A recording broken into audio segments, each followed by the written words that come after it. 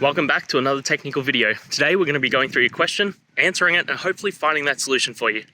Guys, remember to stay just a little bit crazy like me, and hopefully you get to that resolution. Now, let's continue on to the video.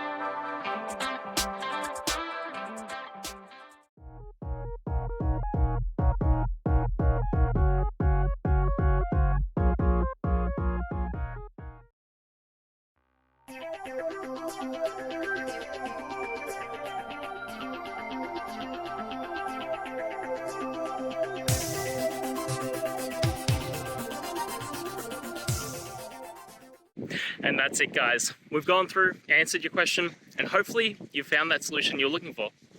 Guys, if you did, please hit subscribe. I'd really appreciate it. And until next time, you need technical help, I'll see ya. Have a good one.